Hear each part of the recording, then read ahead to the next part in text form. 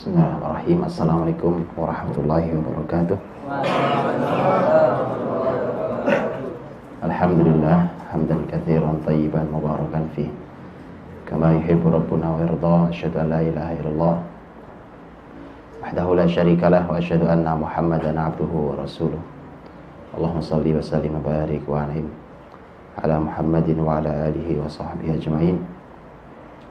Ya ayyuhalladzina amanu taqullaha haqqa tuqatih wa la tamutunna illa wa antum muslimun. Amma ba'd. Teman-teman muda yang dirahmati Allah SWT, para generasi yang diharapkan oleh Islam, oleh muslimin, bahkan oleh seluruh dunia tentang karya-karyanya ke depan, dan di mana dunia hari ini sedang kebingungan mencari solusi, dan ide-ide kreatif itu mestinya muncul dari anak-anak muda seperti antum. Karenanya mesti tahu generasi muda ini apa yang harus dilakukan mumpung masih muda. Alhamdulillah, Ustaz Zahabi ngasih saya tema tentang mumpung masih muda. Ya, kata mumpung ini menarik sebenarnya, karena definisi mumpung itu banyak orang mendefinisikannya jadi salah. Iya, begitu dibilang kenapa begitu, mumpung masih muda. Jadi definisi mumpung masih muda itu ternyata banyak salahnya. Alhamdulillah, tema hari ini mumpung masih muda. Saya ingin memulai dari definisi pemuda yang didefinisikan oleh surat Ar-Rum ayat 34. Surat Ar-Rum ayat 34 mendefinisikan pemuda. Jadi antum bisa buka surat Ar-Rum. A'udzubillahi minasyaitonir rajim. Allahu alladzi khalaqakum min dha'fin tsumma ja'ala min ba'di dha'fin quwwah tsumma ja'ala min ba'di quwwatin dha'fan wa shaybah yakhluqu ma yasha'u wa huwal 'alimul qadir. Dialah Allah yang menciptakan kalian dari keadaan lemah, kemudian setelah itu menjadikan kalian setelah lemah jadi kuat, kemudian setelah itu Dia Allah menjadikan kalian setelah kuat itu menjadi lemah dan beruban. Saya ulangi ayat ini terjemahannya, dan ini definisi anak muda. Dialah Allah yang menjadikan kalian, yang menciptakan kalian dari lemah, kemudian menjadikan kalian setelah lemah itu kuat, kemudian menjadikan kalian setelah kuat itu lemah dan beruban, rambutnya putih. Dia menciptakan sesuai yang Allah kehendaki, sesuai yang Dia kehendaki. Dialah Allah yang maha mengetahui dan maha kuasa mengukur segala sesuatu. Nah, teman-teman dirahmati Allah SWT, itu ayat yang mendefinisikan tentang usia muda itu. Jadi pemuda itu apa sebenarnya? Usia muda itu apa sebenarnya? Nah, itu ayat yang mendefinisikannya. Jadi kalau dengan itu, maka menurut teman-teman apa definisinya pemuda itu? Jadi pemuda itu apa definisinya? Pemuda itu apa? Ada yang paham? Sudah nyambung atau belum? Saya ulangi ayatnya. Saya ulangi ayatnya, untuk dengar baik-baik. Antum rangkai dengan kalimat antum sendiri. Karena harus tahu dulu, nanti ngomong anak muda, antum nanti nggak tahu definisi pemuda apa sebenarnya. Muda itu apa sih? Muda itu umurnya, Pak. Bukan cuma umur. Ya, lihat ayat yang mengatakan, Dialah Allah yang menjadikan kalian, Dialah Allah yang menciptakan kalian dari keadaan lemah. Dimulainya dari lemah. Kemudian menjadikan kalian setelah lemah itu kuat. Kemudian menjadikan kalian setelah kuat itu lemah dan beruban. Paham? Jadi pemuda itu apa? Ada yang tahu? Coba angkat tangan. Supaya kita bisa ngambil pelajaran dari ayat ini. Kita ingin mulai dari ayat ini sebelum kita bicara ngalor itu kemana-mana tentang usia muda. Ya, kita mulai dari keberkahan ayat. Jadi apa? Muda itu apa? Angkat tangan yang tahu. Yang tahu kalau perempuan juga angkat tangan. Gak apa, perempuan angkat tangan boleh. Boleh. Iya, boleh. Boleh. Apa pemuda itu? Kalau dari ayat itu berarti pemuda itu bisa didefinisikan sebagai yang kuat. Pemuda itu yang kuat. Terima kasih banyak. Ada yang lain? Boleh, silakan. Makhluk Allah yang diciptakan yang awalnya lemah kemudian kuat dan akan lemah kembali. Baik. Jadi ulang. Ciptaan Allah yang awalnya lemah kemudian dijadikan kuat kemudian akan dikembalikan lemah lagi. Oke, itu urutannya. Saya tanya pemudanya. Oh, pemudanya aja. Saya tanya pemudanya. Kalau lemah bukan pemuda. Silakan. Menurut saya pemuda adalah sebuah proses dari masa yang lemah ke masa kuat, di mana bukan hanya biologi saja yang berkembang menjadi kuat, melainkan akhlak dan pikirannya juga mulai berkembang, dan itu sesuai dengan pola pikir dan pengaruh-pengaruh lingkungan sosial mereka. Terima kasih banyak. Cuma saya minta definisi, kepanjangan definisinya. Kalau itu penjelasan namanya. Ada yang bisa disederhanakan? Pemuda itu sebuah proses menuju lini dewasa yang lebih baik.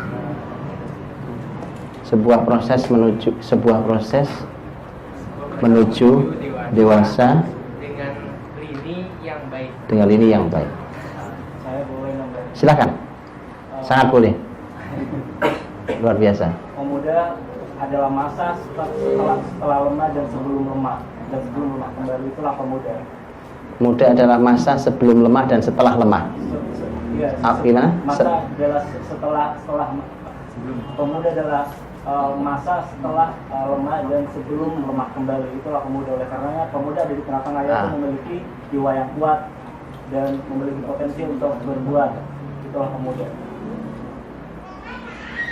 Bisa dibahasakan ulang? Dirapikan kembali. Coba. Pemuda adalah masa setelah lemah dan sebelum lemah kembali. Sebelum lemah kembali. Pemuda adalah, kalau definisi nggak pakai oleh karenanya. oh gitu ya. Mana ada antum definisi oleh karenanya? Ada yang tahu definisi? Silakan, boleh.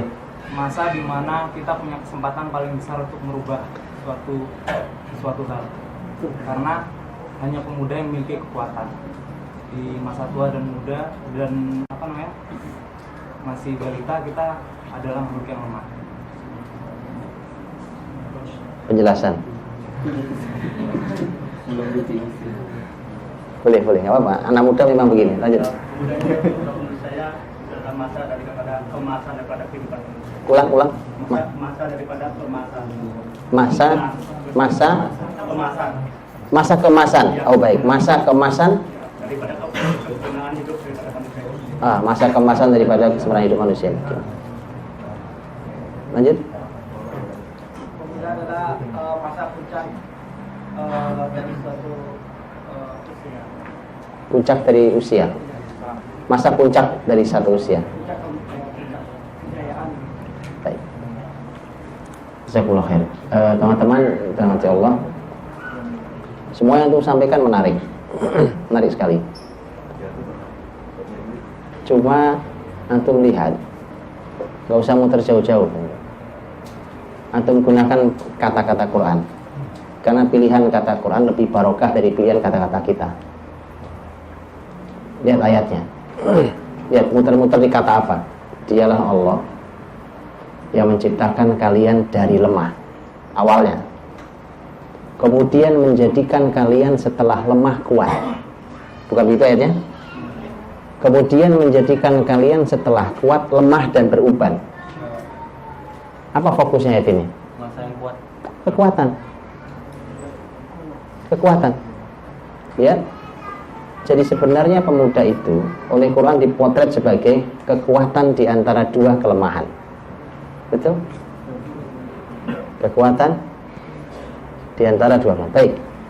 Kalau disebut kekuatan di antara dua kelemahan, kelemahan pertama apa? Bayi. Kelemahan kedua? Masa tua. Lihat.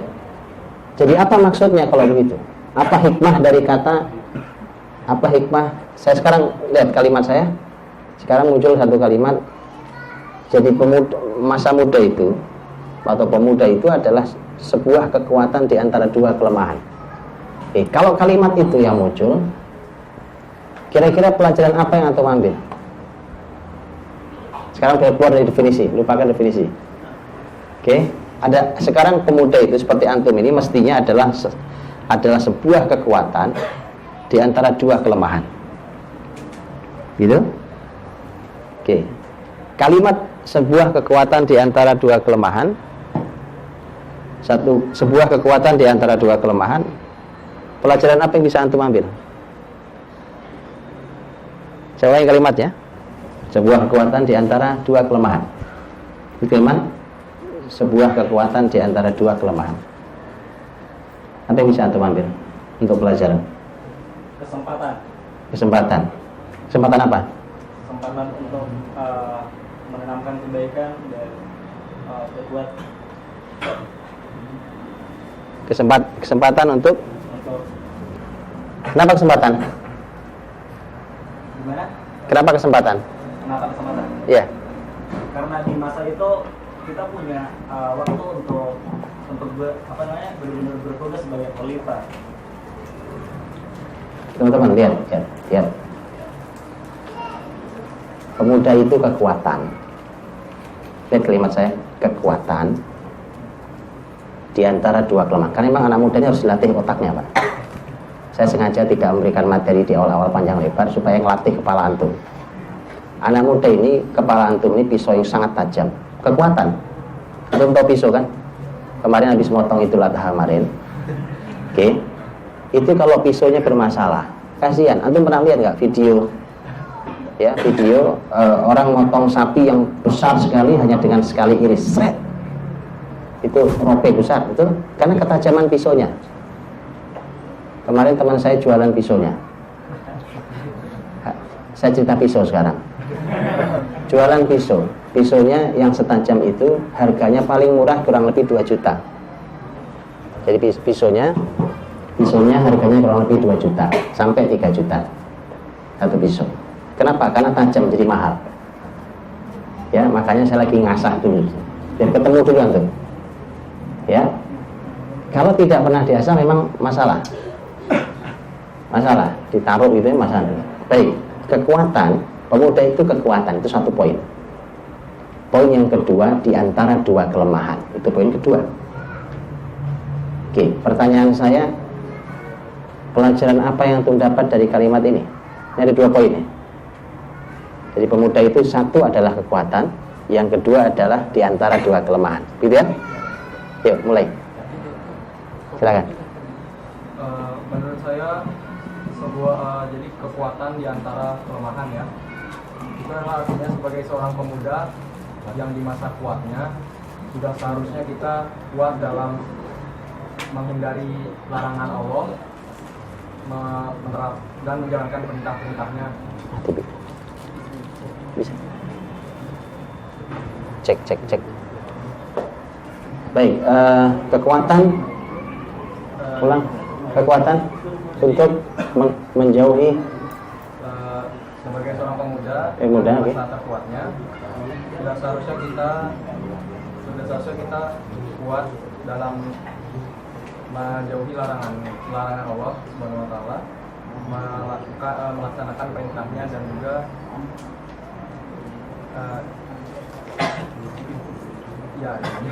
Baik, kata beliau pemuda itu mestinya punya kekuatan untuk menjauhi larangan Allah dan untuk menjalankan perintahnya. Punya kekuatan dua-duanya. Ada yang lain? Apa pelajaran bisa antum ambil dari kata itu? Silakan. Menurut saya, pemuda kekuatan di antara dua kelemahan. Jadi hikmahnya kita sebaiknya memanfaatkan kesempatan diberi kekuatan tersebut sebelum datangnya kelemahan yang kedua. Memanfaatkan kesempatan dengan baik kesempatan itu sebelum datang kelemahan, ya, baik. Jadi memanfaatkan kekuatan itu sebelum datang kelemahan. Ada yang lain? Boleh. Menurut saya pemuda itu di antara dua kelemahan, yaitu kita memiliki kesempatan untuk memanfaatkan waktu luang kita, waktu muda kita. Jadi ada sebuah kata, mungkin siapa dari kata saya lupa, manfaatkan waktu mudamu sebelum masa tuamu. Jadi manfaatkan waktu itu untuk memanfaatkan waktu dengan baik. Bagaimana kita menjalani hidup untuk melakukan hal-hal baik, entah itu beribadah dan menjauhi segala larangan Allah. Manfaatkan waktu sebaik-baiknya di masa kuat ini, masa muda ini sebelum masuk masa tua, gitu ya, untuk semua kebaikan. Baik, ada yang lain? Silakan. Enggak apa ya, saya mau dengerin antum dulu masalahnya. Ya, jadi dari dua poin yang pertama itu Kekuatan. Saya menangkapnya bahwa dengan kekuatan, ketika kita memiliki kekuatan kita bisa bergerak dalam hal itu kita bisa mendapatkan manfaat ataupun mempengaruhi sesuatu. Kemudian di antara dua kelemahan di sini saya dapat artikan bahwa ada keterbatasan waktu yang kita miliki ketika kita menjadi seorang pemuda. Jadi balik lagi, dua kelemahan ini adalah semaksimal mungkin lah kita bisa memanfaatkan kekuatan yang kita miliki sebelum kelemahan itu hilang. Baik, iya, menarik. Jadi apa yang Anda katakan bahwa apa tadi? Poin pertamanya apa? Kekuatan. Dengan kekuatan kita bisa bergerak. Dengan kekuatan bisa bergerak. Bisa bergerak, bisa menggerakkan, bisa mempengaruhi. Oke. Yang kedua, menunjukkan di antara dua kelemahan menunjukkan waktu ini terbatas. Menarik sekali. Waktu kita terbatas. Oke, kalau waktu terbatas, satu pernah lihat diskon terbatas? Apa yang harus dilakukan? Nah, itu gitu ya. Diskon 70%, ya kan?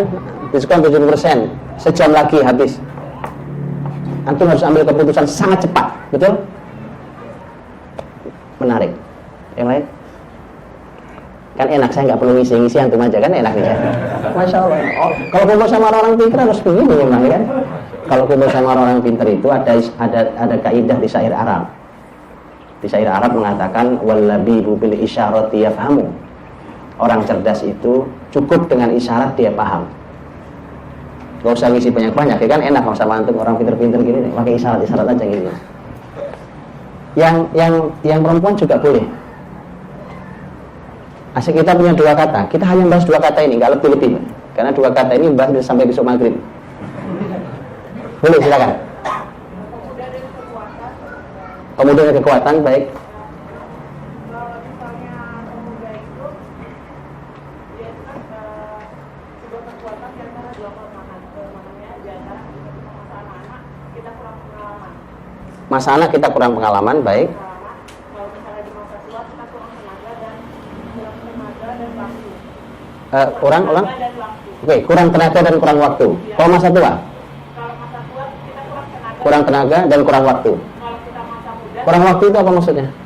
kurang waktu itu waktu yang Pokoknya sedikit lagi kill gitu ya. Maksudnya apa maksudnya? Itu loh. Enggak. Oh, baik. Sebenarnya adanya ayat ini sebenarnya untuk membedakan antara pemikiran Islam dan dari pemikiran Barat. Apa itu bedanya? Bedanya kalau di pemikiran Islam itu artinya pemuda itu tidak labil lagi. Tidak labil, baik. Tidak labil. Tapi kalau di Barat justru memandang pemuda adalah sosok yang labil. Pemuda satu yang labil, baik. Penuh dengan emosi, tidak stabil. Itu pandangan Barat. Tapi kalau pandangan Islam Sebentar. Dari mana tahu dari mana di ayat ini tahu bahwa itu bedanya pemikiran Islam dan Barat? kalau saya landasan basicnya karena psikologi pengajaran. Enggak, bukan. Saya bicara ayat ini. Dan bicara ayat ini, dari mana tahu Dari mana mengambil kesimpulan sampai kepada labil dan tidak labil? Saya belajar kelas-kelas berapa ini ilmu psikologi. Jadi ketika saya pelajarin psikologi barat di kampus dulu menjelaskan bahwa masa remaja itu adalah masa yang penuh was-was karena di situ manusia itu mengalami emosi yang tidak stabil. Kalau ketika saya belajar dengan pendekatan agama saya melihat Islam itu memandang kita seharusnya sudah tidak labil karena sudah cukup kematangan, karena kita bisa memandang ke depan dan memandang dengan apa yang sudah kita lewati. Baik. Kalau dari ayat ini, Ar-Rum 34 ini tadi, astagfirullah, Ar-Rum 54. Ar-Rum 54 ini, dari Ar-Rum 54 ini, dari mana diambilnya? Mengapa membaca Ar-Rum 54 kemudian menghadirkan kesimpulan tadi?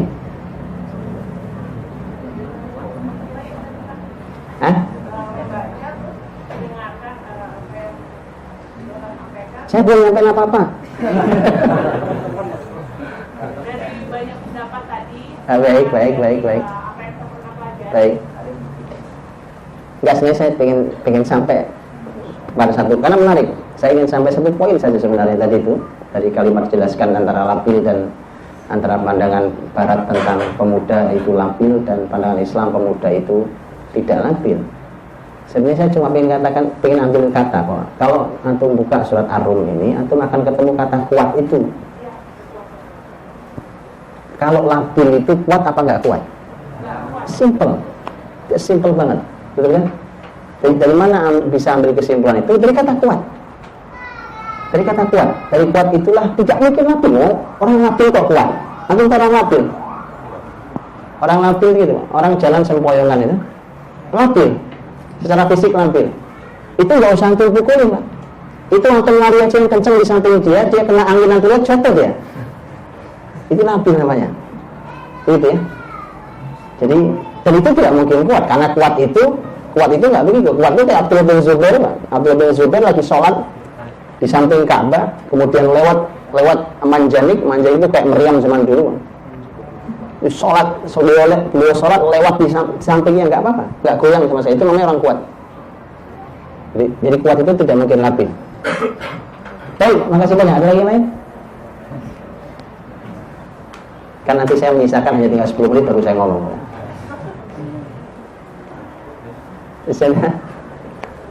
Baik, teman-teman rahmati Allah, jazakumullah khair atas semua ilmu antum.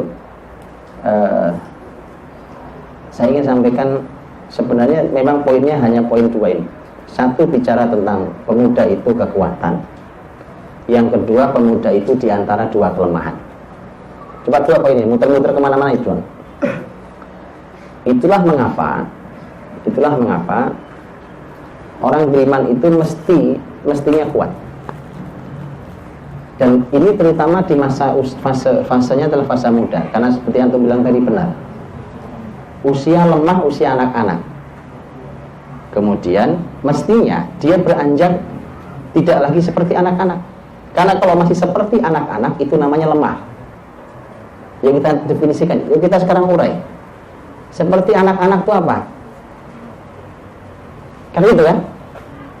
Usia seperti antum ini sudah nggak boleh kayak anak-anak. Tahu anak-anak? Gimana tuh anak-anak? Semua hal yang antum bayangkan tentang anak-anak itu mestinya nggak ada di antum. Saya kasih contoh. Anak-anak itu, lihat. Ini di Bali mudah-mudahan nggak ada banjir. Ada banjir nggak di Bali? Di banjir kan? Lagi banjir, ada yang nangis, ada yang sedih kan. Tapi kalau buat anak-anak semuanya indah, betul? Betul nggak? Kenapa? Ini kesempatan, ini kolam renang terbesar yang pernah dia lihat. Betul kan? Ini bocah namanya, ngerti? Kalau anak muda nggak begitu cara berpikirnya. Jadi buat dia semua dunia ini adalah permainan. Itu bocah namanya. Jadi kalau memandang apapun semua permainan, itu bukan pemuda. Berarti dia masih anak-anak. Ya? Berarti dia belum jadi anak muda. Anak muda mestinya tidak begitu. Karena dia sudah bisa memilah kan. Ini bukan kolam renang. Ini sedang kesedihan. Baik kan? Kalau ketemu kolam renang, ini baru kolam renang. Di sini kita berenang, bukan sedih. Ngerti maksud saya? Karena kalau antum di kolam renang sedih, antum bisa mati di situ. Jadi antum harus bisa bedakan. Karena begini loh, saya melihat teman-teman muda ini sering tidak bisa membedakan, dia di mana berada. Pertama, dia pandang semua hal sebagai sebuah permainan. Makanya enggak Jo, dibuka di laptopnya ada game, dibuka di handphonenya ada game, dibuka di komputernya ada game, dibuka di tabnya ada game, buka punya laptop temannya yang pertama dicari game. Antum masih bocah, paham? Antum belum masuk di ayat ini. Paham ya? Ini saya ngasih contoh doang nih caranya ya. Makanya ini mulai game dibuang. Karena itu bocah. Paham ya? Loh, sekarang kita bicara kekuatan loh. Kalau anak-anak iyalah nih, lihat anak-anak di belakang itu lagi pada main, betul. Tapi kalau pemuda nggak di sana posisinya. Anak-anak naik turun semua naik. Atau lihat ada tangga. Kalau buat anak semua permainan, tangga yang itu mainan buat dia. Ya kan? Hentikan game. Karena itu bocah. Jadi antum kalau cuma main game saja, berarti antum belum hilang sifat bocahnya. Ini baru satu. Mau dikasih contoh lain? Antum cari sendiri. Saya cuma ingin bukakan pintunya, oke? Bahwa antum sudah harus berpindah dari masa lemah. Harus berpindah dari masa lemah itu. Oke, apa sifat contoh sifat anak-anak yang lain? Contoh sifat anak-anak yang lain apa contohnya? Selain di mana-mana dia bermain. Kalau anak-anak bermain wajar. Di mana aja buat dia permainan. Tadi saya bilang banjir aja itu kolam renang. Ya, orang lain sedih-sedih karena kehilangan rumah, kehilangan harta, apa dia main aja. Ya. Makanya suka itu perhatikan. Anak-anak muda kalau antum lihat, karena saking semuanya permainan, suka tidak tahu diri di mana dia selfie. Betul nggak? Antum ngaku? Bocah emang. Iya, coba orang nggak tahu diri. Orang tidak tahu diri di mana dia foto. Semua dia pengen. Itu bocah. Hei, anda tahu anak-anak? Anak-anak tuh lagi main asik. Ini ngomong permainan tadi. Lagi main asik tiba-tiba kesandung. Apa yang terjadi? Begitu nangis apa yang dilakukan? Hah? Ngadu. Lagi galau nih, update status. Bocah. Apa ya?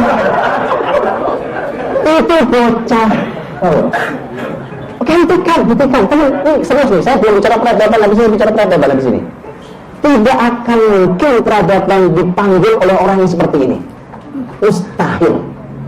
Artinya kalau peradaban Islam ini besar, antum tidak dipakai. Betul lah. Ini mungkin lah. Tugas Islam ini satu bumi. Satu bumi. Tugasnya tidak sederhana. Umpamanya gini. Bicara fisik. Sama kayak anak-anak tadi. Namanya fisik anak-anak lemah wajar. Gampang sakit. Betul? Ini anak-anak. Stamina-nya belum baik. Jalan sedikit aja capek. Itu bocah. Antum bisa bayangkan antum harus kelilingi bumi ini karena tugas Islam adalah memakmurkan bumi ini. Nah kalau seperti itu keadaannya, generasinya, ada masalah sedikit, diupdate status. Yang seperti itu tidak pantas menjadi pemuda Islam. So, maka hentikan mengadu di dunia media sosial. Ya.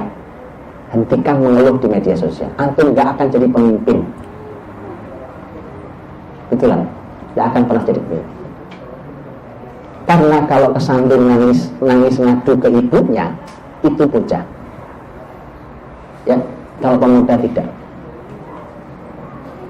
Oh ya, loh sekarang kalau antum kelak jadi pemimpin, itu semua yang antum update di dunia maya itu nggak hilang. Nggak hilang kan? Nggak hilang. Begitu musuh tahu bahwa ini orang punya potensi jadi pemimpin, maka semua hal yang dilakukannya akan dipotret, akan diambil. Dan musuh tahu ini kunci kelemahan dia. Kenapa? Dia setiap hari Senin galau. Maka hari Senin adalah hari kelemahan dia. Maka besok musuh akan masuk di Minggu malam. Oh iya. Itu kenapa kemudian inilah yang diajarkan Nabi SAW kepada para sahabatnya, kokoh. Itu kekuatan. Anas bin Malik radhiyallahu anhu ketika bersama Nabi umurnya baru 10 sampai 20 tahun. Jadi usia bersama Nabi 10 sampai 20 tahun. Terus Rasul wafat. Itu usia Anas bin Malik. Itu salah satu pendidikan yang diberikan Anas adalah Anas diajari oleh Nabi untuk menyimpan rahasia. Bukan diumbar semua perasaan. Itu pemuda namanya. Makanya lahirnya Anas bin Malik. Atau baca biografinya. Anas bin Malik suatu hari, karena Anas bin Malik itu kalau pagi berangkat ke Rasul dari rumahnya berangkat ke Rasul karena sudah dititipkan oleh ibunya, dititipkan ke Rasul SAW. Pagi-pagi berangkat ke Rasul. Nanti tugasnya sebenarnya adalah membantu semua hal yang diperlukan Rasul. Itu memang begitu nitip ibunya. Rasulullah, ini Anas, anak saya, dia kau perintah apa saja dia mau.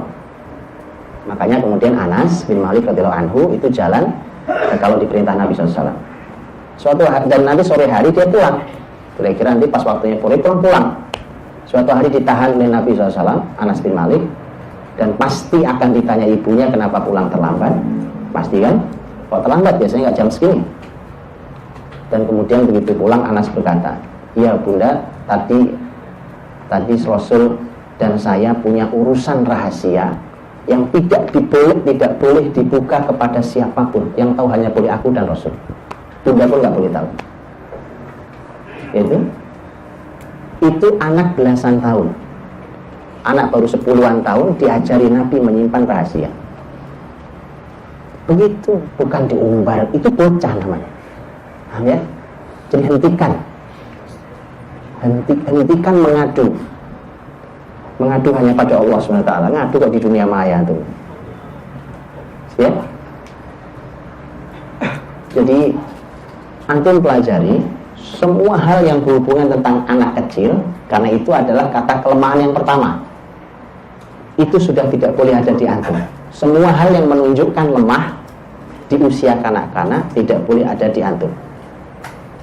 Saya cuma kasih contoh tadi, gitu ya, dari mulai main, begitu dia sakit, dia nangis, dia ngadu, gitu ya. Baik, begitu seterusnya. Kemudian yang kedua adalah kelemahan di masa tua. Saya bicara mulai dari kelemahan di masa tua. Tadi ada kalimat menarik di kelemahan di usia tua. Karena tenaga dan waktu, kemampuan dan waktu, begitu ya. Jadi kemampuan yang terbatas, waktu yang terbatas. Ya, orang tua bedanya dengan anak kecil apa? Ini sama-sama lemah nih. Bedanya apa? Pengalaman banyak orang. Persis. Salah satunya adalah daya ingat. Pemikiran beda, kekuatan. Kalau kekuatan sama-sama lemah. Karena Quran menyatakan kalimatnya ini lemah, itu lemah. Sama-sama lemah. Oke. Bedanya di sini ada ubannya. Oke, di sini ada ubannya. Di sini belum beruban. Oke. Secara fisik berbeda. Apa bedanya? Apa bedanya saya sih? Sama-sama lemah. Tapi tentu ada beda-bedanya yang nanti secara umum bisa paham. Salah satunya adalah kalau namanya anak kecil, belum ada informasi yang masuk. Masih sangat sedikit informasi masuk. Orang tua informasi masuk sangat banyak. Oke, sehingga dia menang di pengalaman. Orang tua itu menang di pengalaman. Anak kecil, bayi, itu sedang proses menuju kuat. Sementara kelemahan orang tua proses menuju mati. Lihat bedanya. Bisa memahami? Paham ya? Paham nggak? Kalau bayi, kelemahan bayi adalah kelemahan menuju kuat. Karena selanjutnya kan pemuda. Begitu ya? Tapi kalau orang tua itu adalah sebuah kelemahan yang berproses menuju kematian. Kan itu lagi. Jadi memang beda. Nah, jadi sekarang bisa aku simpulkan begini. Baik waktu masih bayi, yang ilmu serta pengalamannya belum pada atau belum banyak, dengan orang tua yang pengalamannya sudah sangat banyak, ilmunya sudah sangat banyak, tapi tetap Allah potret dua-duanya dengan kata lemah. Dengan kata lemah. Artinya kalau kata lemah itu mesti ada keterbatasan. Nah, sekarang kita bicara keterbatasan. Berarti mestinya anak muda itu unlimited, Pak. Betul? Anak muda itu mestinya nggak ada batasnya. Kalau bicara anak kecil terbatas karena fisik lemah. Bicara orang tua, ilmunya banyak, pengalamannya banyak, tapi laki-laki terbatas karena dia lemah. Nah, berarti anak muda, lihat, harus menggabungkan dua-duanya. Dia kuat di fisiknya, dia kuat di ilmunya. Saya ulang sekali lagi, kalau bayi tadi dia lemah secara fisik, dia lemah secara ilmu, betul? Tapi kalau dia orang tua, bisa jadi ilmunya kuat, tetapi fisiknya semakin melemah. Sudah otomatis daya pikirnya juga, namanya juga seorang sudah tua, ini sudah spare part lama untuk dia tua. Ya, namanya sudah lama dipakai, namanya dunia ini kullu man 'alaiha fan. Semua yang ada itu akan fana. Semua akan menuju habis dan hilang kemudian selesai. Ya. Itu seterusnya. Semua barang kita punya juga sama. Ini fisik kita ini juga sama. Nah, dia kuat, orang tua itu kuat di ilmunya, di pengalamannya, tapi ternyata ada keterbatasan, lemah. Maka anak muda, berarti anak muda itu mestinya kuat secara fisik, karena nggak boleh sama dengan anak, nggak bisa sama orang tua. Kuat secara fisik, kuat secara ilmu. Mesti begitu. Kuat secara fisik. Kuat secara fisik. Karenanya Nabi mengungkap dengan satu kata yang umum, di mana Nabi SAW menyampaikan bahwa al-mu'minul qawi khairun wa ahabbu ilallahi minal mu'minid dha'if wa fi kullin khair ihris ala ma yanfa'u wasta'in billahi wa la ta'jaz. Ya, kata Nabi, orang mukmin yang kuat itu lebih baik dan lebih dicintai Allah dibandingkan mukmin yang lemah, dan seterusnya. Lihat, waktu Nabi menasihati Abdullah bin Abbas. Abdullah bin Abbas ini adalah seorang anak muda yang bertemu dengan Nabi Shallallahu Alaihi Wasallam. Bertemunya kurang lebih umur 8 sampai 12 tahun. Jadi Abdullah bin Abbas ini adalah anak muda Muslim yang sekolah sama Nabi cuma 4 atau 5 tahun. Nah, sekolahnya memang gak lama-lama kayak kita. Ini kelamaan sekolah, pinter kagak. Dulu sahabat itu gak lama-lama, tapi jadi yang besar. Antum cek aja biografi Abdullah bin Abbas, antum akan kaget dengan biografinya. Ya, bagaimana ini luar biasa. Sekolahnya sama Nabi gak lama-lama, paling 5 tahun. Gitu ya. Jadi Abdullah bin Abbas radhiyallahu anhu, lihat salah satu nasihat Nabi pada Abdullah bin Abbas. Kata Nabi, wa'alam annal ummah law ijtama'at 'ala an yanfa'uka bi syai'in lam yanfa'uka bi syai'in illa qad katabahu Allahu lak. Wa'alam law ijtama'u 'ala an yadurruka bi syai'in lam yadurruka bi syai'in illa qad katabahu Allahu 'alaik. Rufi'atil aqlam wa jaffatis suhuf. Kata Nabi, ketahuilah, umat ini seluruh umat ini, bolehlah mau manusia seluruh muka bumi ini, kalaupun mereka sepakat untuk memberimu kebaikan, memberimu manfaat, tidak akan pernah bisa mereka lakukan kecuali manfaat itu memang sudah ditakdirkan menjadi milikmu.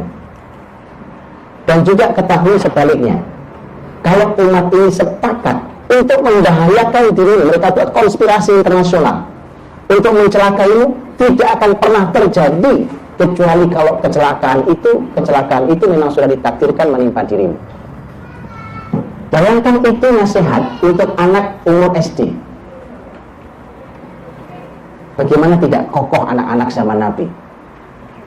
Makanya mereka di usia-usia sangat muda layak jadi pemimpin. Lihat kan? Anak umur SD, Pak, nasihatnya kayak gitu nasihatnya. Nasihatnya adalah pokoknya sudahlah, tidak usah berharap bersandar ke makhluk gitu ya. Atau kemudian terlalu takut dengan kata Nabi bahkan seluruh dunia konspirasi sekalipun melakukan sebuah perencanaan jahat sekalipun, sepakat mereka untuk mencelakai kamu, tidak akan pernah terjadi selama bukan takdirmu. Makanya kuat-kuat. Begitu. Makanya kata kuat itu luar biasa definisinya, dan itu artinya tidak ada ruang bagi generasi muda itu untuk punya rasa takut yang seperti itu. Ya, mau dikit-dikit takut ya. Mau cuma urusan apa takut, ya, urusan pekerjaan takut. Ini simpel banget urusannya. Gampang banget. Makanya yang membuat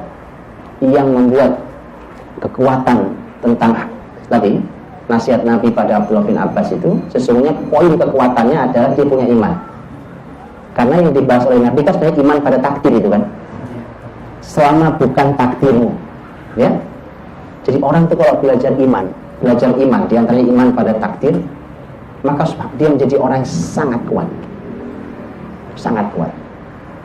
Nah, maka mesti tadi pemuda-pemudi itu punya kekuatan.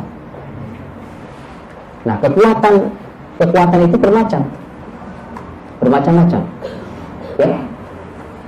Mau bicara kekuatan fisik, makanya saya sedih kalau salaman sama seorang anak muda tangannya lembek banget, Pak.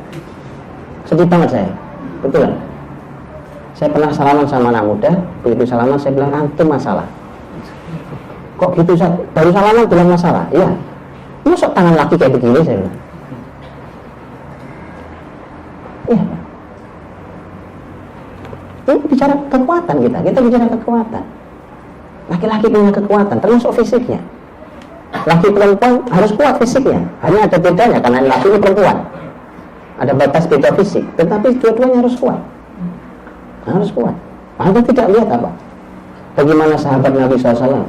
Bukan cuma laki-laki, walaupun tidak wajib jihad buat perempuan, tetapi dulu sahabat wanita tidak pernah tinggal diam ketika Nabi terdesak oleh musuhnya.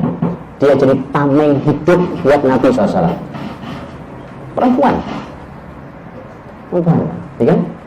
Makanya jangan menyisakan titik kelemahan, walaupun manusia pasti ada lemahnya. Tetapi makanya jangan mengumbar kelemahan di tempat umum. Munculkan bahwa antum kokoh kuat. Jadi seakan kalau orang lihat antum ini orang gak ada matinya nih orang. Padahal begitu antum masuk kamar langsung terkapar. Paham ya? Oh begitu. Orang tidak ada yang tidak punya kelemahan. Tapi kenapa? Karena musuh itu akan selalu mencari kelemahan muslim. Maka mesti dia munculkan kekuatannya. Lihat Nabi. Ini Nabi yang ngajari, bukan saya ngajari. Antum kalau tawaf 7 putaran, tawaf di sekitar keliling Ka'bah 7 putaran. Antum pernah lihat? Ada yang pernah sudah banyak yang pernah tawaf? Atau minimal antum membayangkan Ka'bah? Antum bayangkan Ka'bah. Oke. Bisa nggak bayanginnya? Bisa ya? Oke. Ada Hajar Aswad, ada Rukun Yamani. Kebayang? Ada yang kebayang di belakang juga sudah. Nih. Begini. Ini Ka'bah nih. Karena Ka'bah aslinya tidak kubus, tapi begini aslinya. Oke. Ini asli Ka'bah begini. Anggap di sini Titik yang sini ini adalah titik Hajar Aswad. Maka rukun Yamani sebelah sini. Ini rukun Yamaninya. Oke. Rukun Yamani baru Hajar Aswad. Kemudian di sini setengah lingkaran yang sekarang. Yang setengah lingkaran Ka'bah itu yang sini. Paham ya? Lihat ini. Nabi mensunahkan, para ulama mengatakan sunnah, untuk namanya Rommel di 3 putaran pertama. Rommel itu lari-lari kecil. Tapi lari kecil itu disunahkan hanya dari Hajar Aswad sampai ketemu rukun Yamani. Dari rukun Yamani ke Hajar Aswad jalan kaki, nggak lari kecil. Kenapa? Ini ada sejarahnya. Walaupun ini sebenarnya sebuah hukum, tapi ada sejarahnya. Dulu orang-orang Quraisy, mereka punya tempat namanya Darun Nadwah. Darun Nadwah itu adalah tempat pembesar-pembesar Quraisy kumpul di tempat itu. Jadi kurang lebih itu seperti tempat permusyawaratan mereka. Jadi itu majelis permusyawaratan Quraisy. Itu majelis itu. Ya. Posisinya di sebelah sini nih. Di sini. Jadi posisinya ada di sisi sebelah sini. Ya, kalau ini Ka'bah di posisi sini. Baik. Kenapa muslimin diminta untuk lari kecil dari sini sampai ketemu sini? Karena begitu dari sini, dari rukun Yamani sampai ke Hajar Aswad, itu nggak kelihatan dari sini. Sudah nyambung atau belum nyambung? Apa maksudnya? Iya, kenapa? Orang-orang Mekah itu setiap melihat rombongan orang Madinah datang, dulu namanya bukan Madinah, dulu namanya Yathrib. Oke? Begitu lihat rombongan Yathrib, orang-orang Yathrib datang, mereka orang Mekah itu selalu ngecek orang Madinah. Bahasanya tuh lihat orang-orang lemah penyakitan datang. Kenapa? Karena Madinah itu dikenal punya penyakit. Jadi ini wilayah endemi penyakit. Setiap orang yang baru masuk ke Madinah itu demam tinggi bisa sampai pingsan. Makanya dikenal dengan Hummal Madinah, demamnya Madinah. Itu ada penyakit, ya. Kayak sekarang kan ada banyak, ada flu Singapura, gitu kan? Apalagi itu, kan sama. Dulu juga sama, ada namanya demam Madinah, ya. Nah, lihat itu. Nabi ingin menghilangkan kata lemah, lihat. Ingin menghilangkan kata lemah dari muslimin. Makanya saat mereka melihat muslimin, kalian harus tunjukkan kalian kuat. Kita lari. Beda ya, orang jalan kelemar kan beda sama orang lari. Oke? Begitu anak muda. Makanya saya bilang, hentikan update status antum. Paham ya? Kalau itu hanya menunjukkan kelemahan antum. Yang boleh antum tunjukkan adalah kekuatan antum. Dan Rasul ngajari ini ibadah loh. Ibadah sekalian Ka'bah loh, enggak sembarang loh. Nanti kalau antum mulai lelah, antum ngumpet. Ya ini ngumpet ini. Ketutup ini Pak. Sisi-sisi kebu. Antum ngumpet, antum ambil nafas. Oke, jalan kaki. Jalan kaki, nanti nongol lagi, kuat lagi. Makanya musuh selalu melihat nih orang gak ada matinya. Paham strategi Islam? Begitu. Waktu saya habis atau masih ada? Sekali lagi. Baik.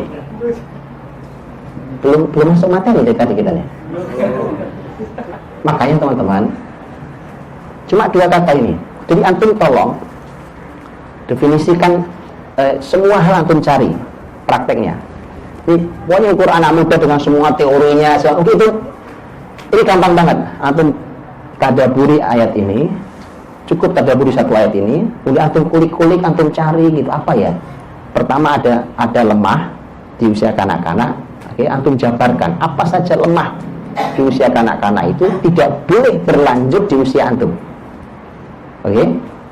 Dan apa yang dimaksud dengan lemah di usia tua juga tidak boleh ada di usia antum.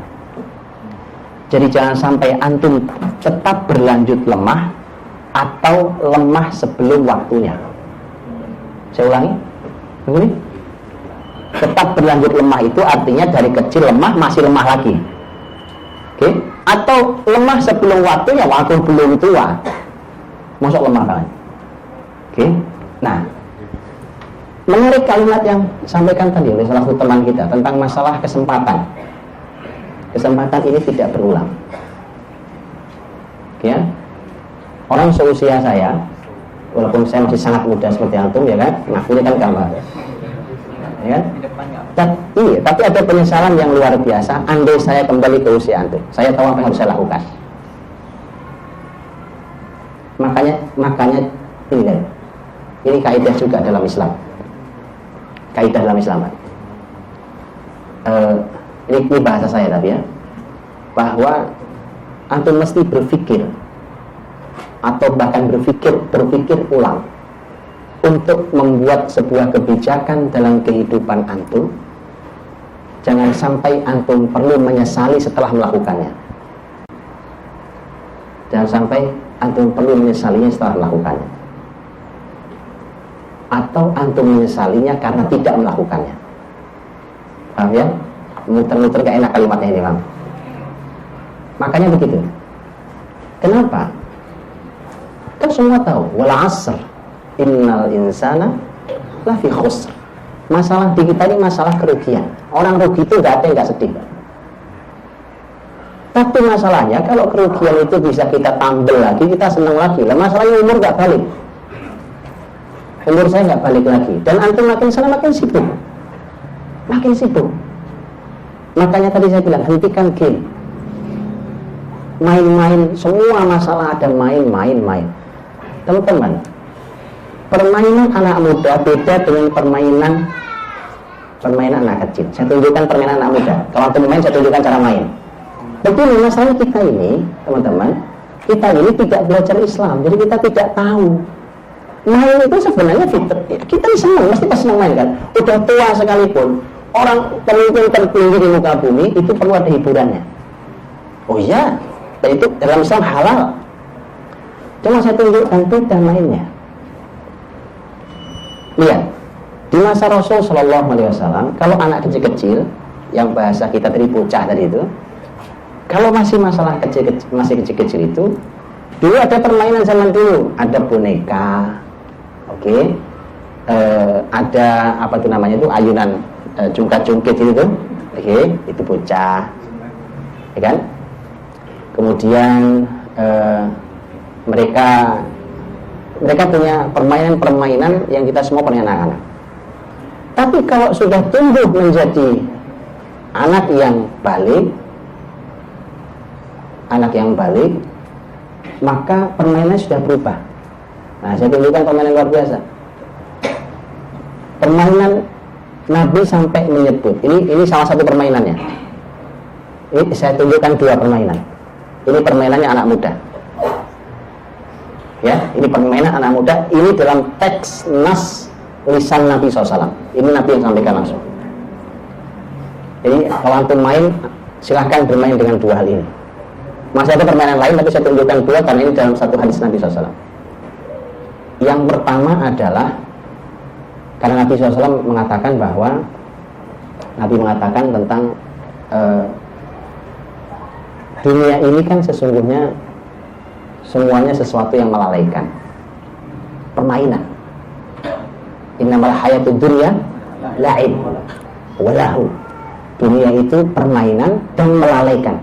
Di Quran Nabi juga mengatakan itu. Tapi kata Nabi, ada permainan yang itu bukan permainan. Ini permainan sesungguhnya, tapi itu boleh. Karena apa? Karena manfaatnya besar. Ini saya mau sampaikan nih. Jadi kalau waktu saya habis, saya tutup dengan dua ini. Waktu habis saya tutup. Yang pertama kata Nabi, seseorang bermain dengan kudanya. Seseorang bermain dengan kudanya.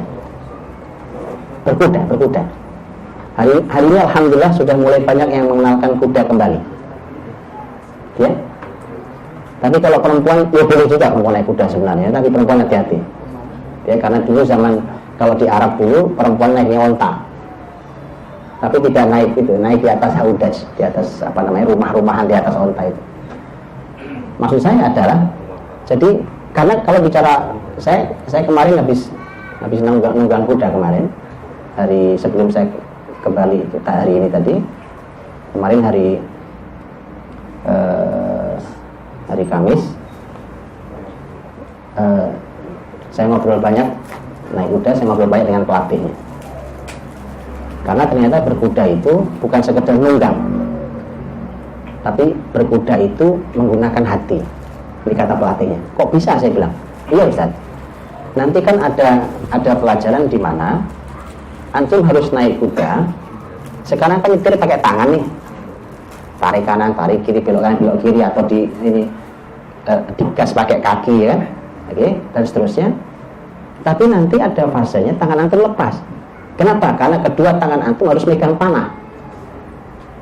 Pakai apa nyetirnya kuda? Dia katakan pakai hati antum. Saudara, itulah kenapa kedekatan seorang penunggang dengan kudanya itu memudahkan untuk nyetir kudanya.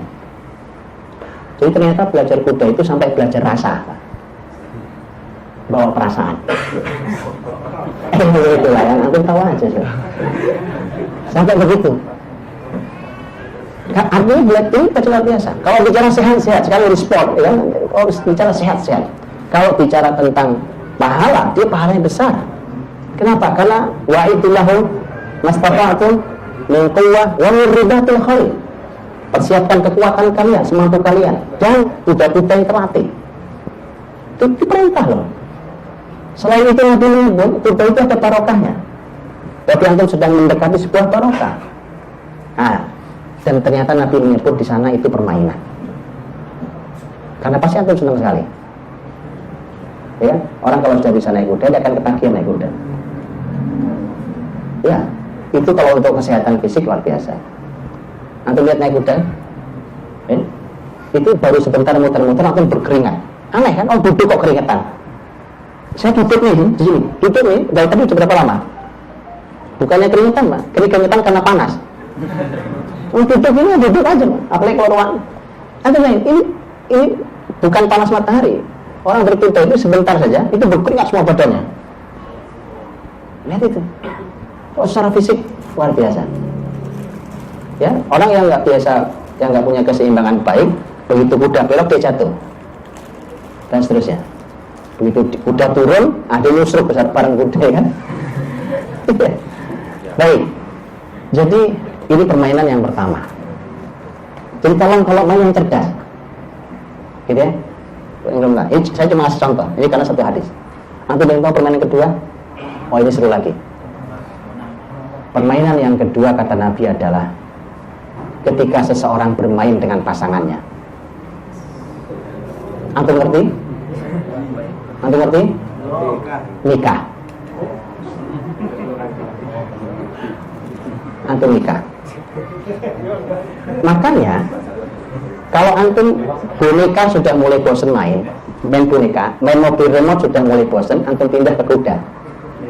Begitu kuda mulai bosan, antum itu jawabannya. Paham? Oh iya, dan semuanya ya. Dalam Islam, permainan itu mesti mendukung kebaikan, mendukung pendidikan, mendukung keberkahan, mendukung kesolehan, begitu. Makanya tidak cukup cuma game. Hati-hati dengan kalimat menyesatkan ini. Karena ini semua kita disuguhi mainan, yang sebenarnya cuma mainan. Kemudian dikasih stempel edu. Ini game pendidikan. Subhanallah. Kenapa? Karena dalam Islam berarti bukan cuma edu, mesti ada barokah game. Siapa bisa ngasih jaminan barokah game? Kalau kuda pasti harus sahih dan lihat Bukhari. Yang dikatakan kuda itu ada barokahnya. Nikah ada barokahnya, betul kan? Itu enggak ada dia bikin. Barokah game itu enggak ada sih. Ya, teman-teman. Gitu. Jadi silahkan definisikan semua kata kuat. Semua kata kuat di semua hal. Kalau antum punya akal, dilatih kekuatan akal itu. Dikuatkan betul akalnya. Anak muda insya Allah. Kalau Allah berikan antum kekuatan mengingat, usia muda kan gampang ingatnya. Tolong yang diingat jangan hanya nomor handphone. Tolong yang diingat itu. Subhanallah. Antum kalau disuruh ngafal Quran cepet banget namanya anak muda. Anak muda. Jadi manfaatkan semua kekuatan itu untuk kebaikan. Seperti yang dikatakan oleh sebagian teman kita tentang masalah bahwa memanfaatkan kekuatan itu untuk kebaikan. Ya, dan sekali lagi anak muda jangan menyisakan ruang kelemahan. Kelemahan itu nanti waktu tua saja. Itu secara fitrah nah semua akan tua, ya kan? Tapi di usia muda semuanya lemah, dan tutupi kelemahan itu dengan cara bersaudara dengan sesama saudara yang lain, biar kelemahan kita ditutup oleh kekuatan saudara yang lain. Dan jangan pernah memunculkan kelemahan pada musuh kalian, pada musuh Islam, karena kalian calon pemimpin besar. Makanya kalau sampai kemudian kelemahan dimunculkan, musuh Islam akan tahu dari mana menusuk antum semua. Saya kira itu, mudah-mudahan cuma ngomongin kuat dan lemah bisa menjadi pelajaran buat kita. Setelah ini ada yang bisa disampaikan, insya Allah yang akan menjawab lengkap Ustaz Dahabi. Assalamualaikum warahmatullahi wabarakatuh. Pemuda Muslim, pemuda Muslim, ketiran atas pemaparannya dari Ustaz Budi hanya membahas 2 kata saja ya. Apa saja itu tadi dibahas? Kekuatan dan kelemahan saja. Namun ternyata masih ingin nambah seperti itu. Untuk sisa waktu yang ada, mungkin kurang lebih 10 menit sampai 15 menit ke depan, adalah sesi tanya jawab. Nanti yang akhwat mungkin bisa angkat tangan dulu masuk ke depan. Adapun yang ikhwan mungkin bisa angkat tangan. Tapi sebelumnya saya ingin bacakan dulu satu pertanyaan yang sudah masuk. Ustaz ada yang ingin bertanya, bagaimana para sahabat muda Rasulullah menjaga kekuatan muda itu untuk kebaikan dalam Islam. Jadi bagaimana para sahabat itu menjaga kekuatan muda itu untuk kebaikan Islam. Mungkin langsung jawab. Baik, bagaimana para sahabat muda itu menjaga kekuatan mereka? Teman-teman dirahmati Allah, tadi sudah katakan poin-poinnya. Jadi makanya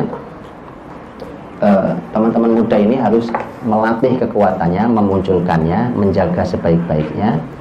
Jangan mengizinkan kelemahan ada di diri kita. Contoh, saya kasih contoh. Hari ini makanan minuman kita diracun sama Yahudi. Betul nggak? Makanan minuman kita diracun sama Yahudi. Tapi kita sering tidak punya pilihan karena harus memakannya dan harus meminumnya. Tetapi pemuda muslim, dia mesti hanya perlu satu poin, nahan syahwatnya, maka dia akan aman.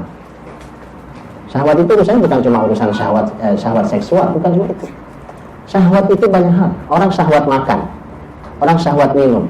Oke, ada soft drink di sini. Antum masih minum soft drink? Yang itu minuman buat bersihin WC. Betul kan? WC itu kalau berkarat, kerak gitu, antum siram aja. Itu yang buat bersihin WC itu antum buat masukin ke perut antum, ke usus antum, ke lambung antum. Pemuda muslim cuma nahan diri doang. Nah, sedikit. Dia tidak. Semua orang minum dan suguhannya itu. Ya? Begitu. Beberapa hari lalu juga gitu saya. Kumpul di sebuah sekolah, guru-guru menyuguhi soft drink. Saya bilang, Pak, Bu, nggak salah nih disuguhin. Ya Ustaz, sekali-kali. Ini itu ya. Di sini sekali-kali tidak sehat, sekali-kali lagi. Berkali-kali. Iya, lama-lama memang. Ya begitulah. Jadi makanya kemudian dijaga betul. Jadi teman-teman, syahwat itu dikendalikan seperti kuda dikendalikan tadi itu. Nanti kalau antum sudah terbiasa, itu cuma perlu effort kecil tapi dia sudah tertahan. Contohnya syahwat makan, syahwat minum. Kenapa? Itu membuat fisik antum lemah loh. Kok fisik lemah loh? Ya kan? Karena ternyata antum tahu hadis Nabi SAW. Nabi mengatakan sumber penyakit di perut. Nabi mengatakan ma mala'a ibnu Adam wi'an syarra min batri. Tidak ada tempat yang kalau dipenuhi sangat buruk melebihi perut. Maksudnya gini, kalau saya punya kantong nih, ini tempat. Ini kalau saya penuhi dengan dolar baik dia. Betul kan? Tapi ada tempat yang kalau dipenuhi buruk sekali, yaitu perut. Wah, makan sudah nggak ada ukurannya, ya kan? Cuma perlu nahan syahwat sedikit aja. Antum kendalikan syahwat. Karena memang begini, kalau di usia muda seperti ini nggak kerasa teman-teman. belum terasa. Tapi begitu umur antum mulai berkepala 3, bahkan mulai berkepala 4, antum hanya akan memetik hasil dari yang antum tanam di usia muda. Gitu ya, makanya diperhatikan betul. Perhatikan betul seperti itu. Dulu sahabat-sahabat muda memperhatikan betul. Makan minum kalau zaman Nabi jelas terpantau ya. Pola istirahatnya jelas terpantau. Itu visi kita. Antum tidur larut malam tiap hari. Subhanallah. Itu nggak lama teman-teman. Badan kayak gitu dipakainya itu nggak lama. Karena fisik kita ini ada yang menciptakan. Dan yang menciptakan kita telah berfirman, wa ja'alna al-laila libasa wa ja'alna an-nahara ma'asya. Apa artinya? Malam buat selimutan, buat istirahat, siang buat cari kehidupan. Itu. Nah sekarang antum lawan itu firman yang menciptakan tubuh ini. Antum malam gak istirahat, kadang tidur paling cepat jam 11 jam 12. Itu fatal teman-teman. Nah, jadi bagaimana caranya? Tolong dipelajari pola kehidupan Rasul SAW. Tadi yang buku ini bukunya bisa ya? Hah? Bagaimana Nabawi? Buku ini luar biasa. Oh, ini dibagikan ya nampaknya? Dihadiahkan, oh ya. Bukunya untuk baca luar biasa.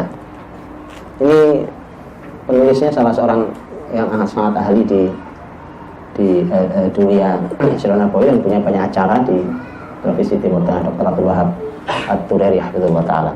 Buku aslinya Al-Yawmun Nabawi, buku asli Arabnya, ini terjemahannya. Ini menarik karena ini sebagian dari potret aktivitas harian Nabi 24 jam. Menarik ya. Ya, jadi antum pelajari pola hidup Nabi SAW. Oke. Perlu buku ini perlu antum bedah suatu hari. Sudah pernah dibedah kan?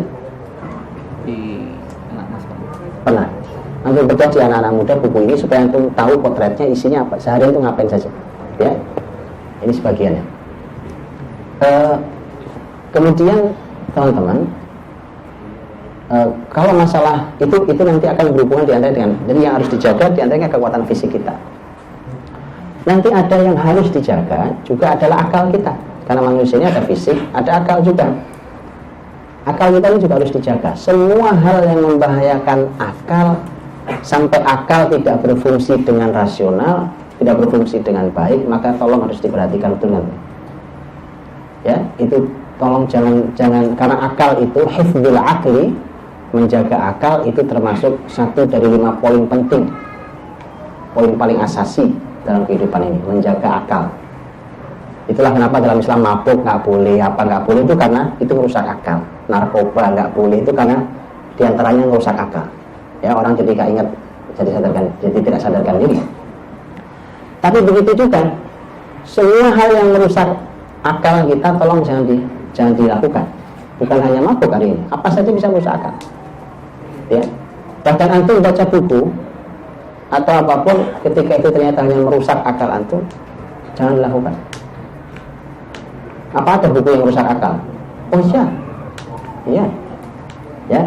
Jadi akal ini harus dikuatkan betul. Dan dulu di kalangan para sahabat, ketika mereka duduk di majelis Nabi Shallallahu Alaihi Wasallam, itu menjadi majelis yang sangat barokah, ilmunya luar biasa untuk menguatkan akal mereka. Itu majelisnya. Dan sangat dimotivasi dulu anak-anak muda untuk hadir di kajian senior. Paham? Anak muda dulu didorong untuk hadir di kajian-kajian senior. Abdullah bin Umar umpamanya, ketika anak masih sangat muda usianya, saat itu hadir di majelis Nabi yang isinya orang-orang senior. Kemudian Nabi mengeluarkan sebuah pertanyaan. Kata Nabi bahwa ada pohon yang tidak pernah rontok daunnya, dan itu seperti orang beriman. Menurut kalian pohon apa itu? Yang hadir di majelis itu jawabannya salah semua. Abdullah bin Umar karena dia masih sangat muda, dia nahan diri padahal punya jawaban. Maka dia mengatakan, maka kemudian ternyata jawaban Nabi persis seperti jawaban dia dalam hati, yaitu pohon korma. Begitu pulang ketemu ayahnya, itu Umar. Dan Umar berkata, andai tadi kamu jawab nak, itu lebih ayah sukai dibandingkan ayah punya dunia ini. Kenapa? Artinya orang tua mendorong anak-anak muda untuk hadir, bukan hanya kaum-kaum anak muda. Kadang-kadang hadir di kajian orang senior. Nah, jadi itu karena apa? Itu menguatkan akal, levelnya atau level tinggi. Okay? Kemudian karena manusia juga punya unsur hati, di hati ada iman, ada rasa, ini menjadi penting. Orang beriman itu hidupnya masih seimbang. Kalau kita punya akal, punya rasa, Islam tidak menuhankan akal, tidak menuhankan rasa. Tetapi Islam juga tidak mematikan akal, tidak mematikan rasa. Islam menempatkan di posisi yang tepat. Laki dan perempuan punya sifat yang berbeda. Laki-laki Allah berikan akal lebih banyak, dia punya kelebihan di akal dibandingkan rasa. Perempuan punya kelebihan rasa dibandingkan akal. Dan dua-duanya positif, sangat positif.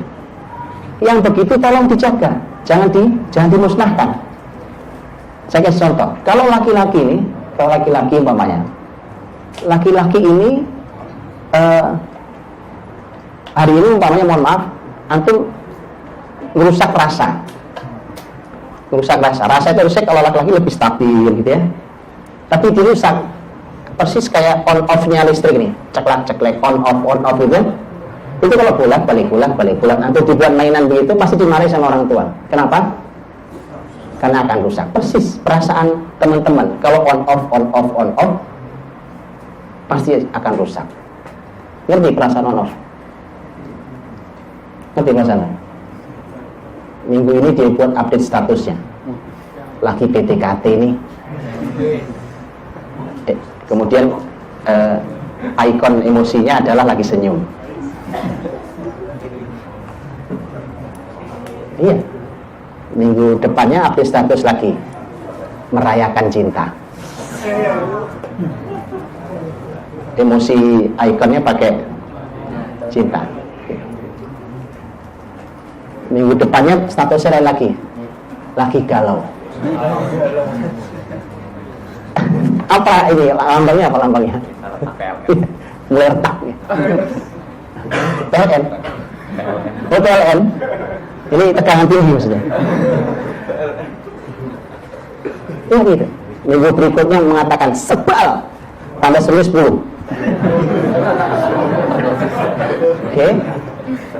Minggu berikutnya tidak ada kalimat, hanya air mata yang keluar ada 15.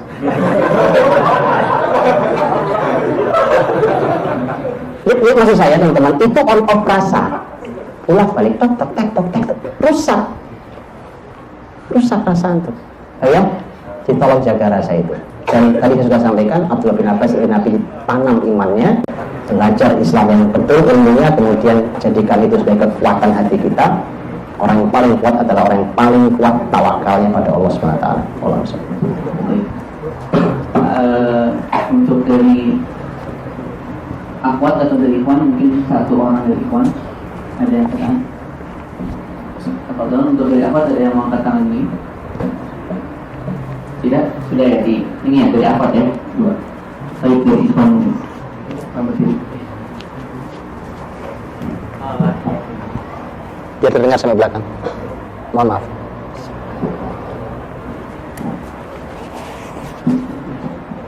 Bismillahirrahmanirrahim. Assalamualaikum warahmatullahi wabarakatuh.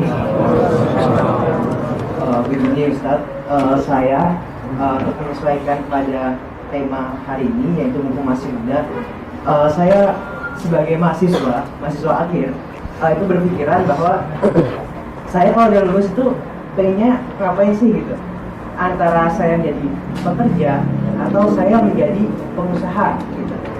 Mana yang lebih berkah untuk mencari rezeki, saya menjadi pengusaha atau menjadi pekerja?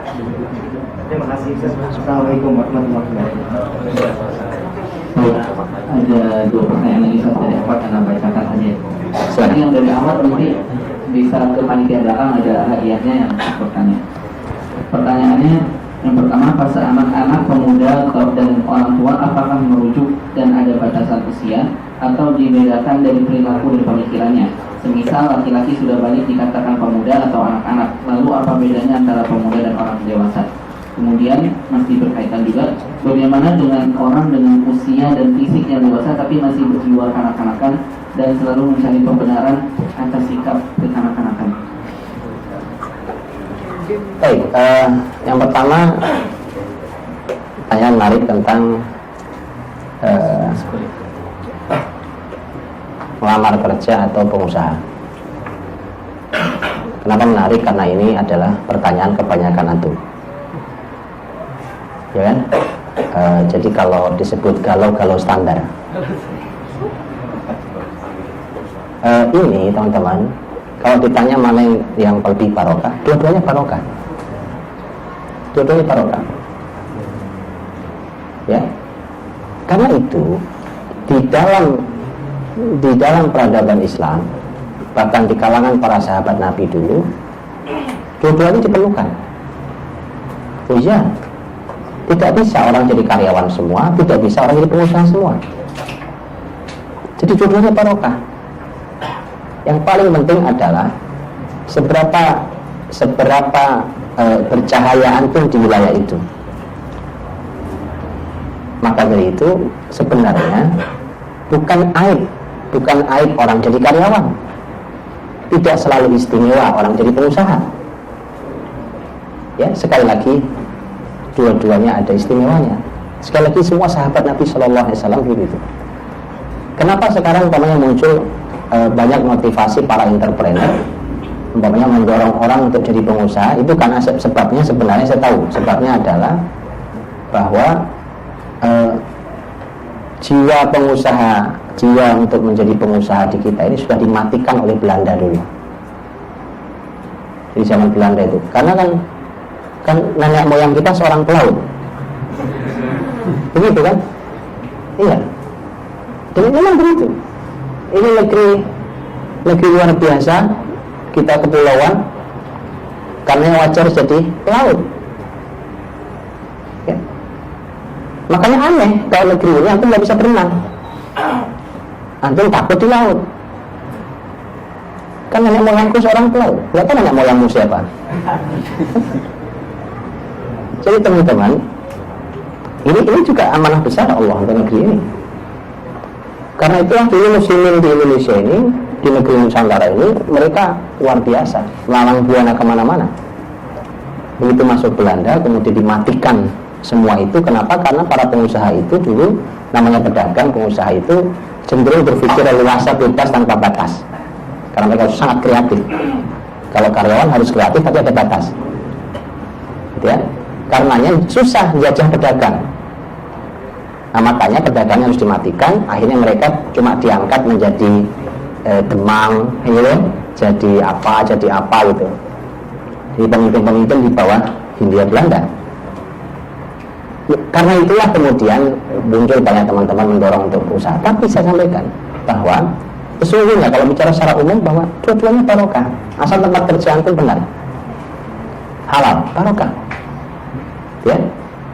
Bahwa kemudian setelah itu antum pindah dari karyawan jadi pengusaha juga barokah, nggak ada masalah, ya. Jadi makanya teman-teman, dan itu sesuaikan juga dengan diri kita, dengan kemampuan kita hari ini dan seterusnya. Jadi jalani dengan baik apa yang kita lakukan hari ini, yang antum lakukan hari ini, ya mudah-mudahan Allah berkahi. Kemudian masalah usia. Kalau usia begini, dalam Islam memang pembahasan umur itu hanya begini, usia kanak-kanak, kemudian ini usia yang ini ya, usia yang kalau di Quran itu tadi 3 kan, lemah, kuat, lemah. Ini usia kanak-kanak, ini usia pemuda atau dewasa atau apapun istilahnya, kemudian ini usia tua. Nah di antara keduanya ini ada istilah-istilah, umpamanya antara anak-anak dengan dewasa itu ada istilah tamyiz. Tamyiz itu adalah masa ketika seorang anak mulai bisa memilah-milah, milah yang baik, buruk dan seterusnya. Kemudian setelah itu Setelah itu masuk usia balik. Mestinya kalau sudah balik, dia sudah mulai memasuki wilayah dia mulai stabil, mulai kuat, mulai kokoh, nggak cengeng lagi, nggak apa gitu. Itu mestinya kalau sudah balik. Antum pelajari lagi tolong tentang tema balik, gitu ya. Karena hari ini kita salah karena kita baliknya sudah sekian tahun yang silam baliknya, tapi nggak kunjung dewasa. Ya, itu yang disebut dengan dia hanya matang biologisnya, hanya matang di fisiknya saja, secara psikologis tidak matang, secara akal nggak matang, secara iman tidak matang. Jadi batasnya adalah usia balik. Terus dia akan tumbuh terus tumbuh gitu. Ini masih usia kekuatan semuanya, ya masih tumbuh, ya. Sampai nanti Quran menyebut usia 40 tahun. Itu Al-Ahqaf 15 masuk usia 40 tahun. 40 tahun itu sebenarnya disebut-sebut sebagai seharusnya juga menjadi salah satu puncak, jadi salah satu klimaks usia, gitu ya. Masih mungkin ada klimaks usia yang lain, tetapi ini salah satunya karena Quran secara khusus nyebut itu. Begitu seterusnya, ya. Terus begitu dia berkarya, dan yang perlu antum pahami, Nabi tidak pernah mengenal istilah pensiun. Jadi tidak pernah ada kata pensiun.